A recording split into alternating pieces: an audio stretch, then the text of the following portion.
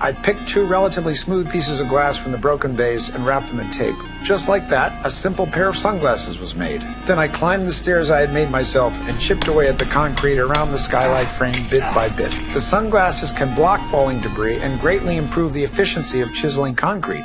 The reason I did this was because when I came to this mansion to steal the painting, I accidentally entered the wrong security code.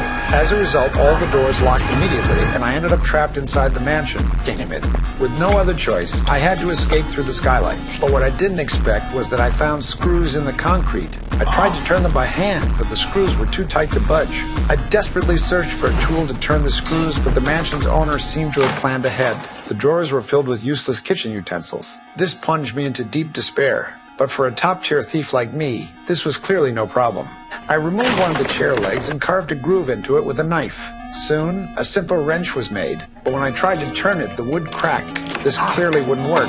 After all this, I was exhausted, and hunger overwhelmed me. I stared at the ornamental fish in the aquarium drooling, so I caught the fish, chopped it into mince. Then I shaped it into a ball and ate it. The taste was truly unbearable, but I had no other choice. Worse still, the air conditioner suddenly malfunctioned, and the room temperature began to plummet.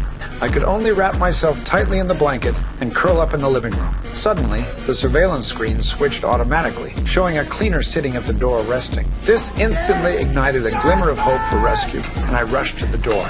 I grabbed an iron pot and smashed it against the door, trying to catch her attention. But the door's soundproofing was excellent, and the cleaner couldn't hear a thing. So I wrote a distress message on paper and tried to slip it through the door crack. But I didn't realize the door was sealed tightly against the floor. I was utterly devastated and screamed at the top of my lungs.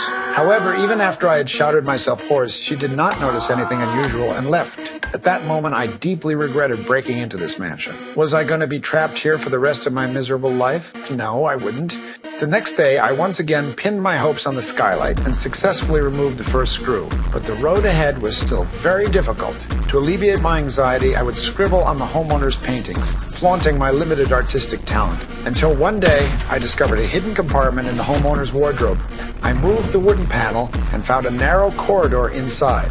I walked carefully to the end, but suddenly I saw a terrifying scene.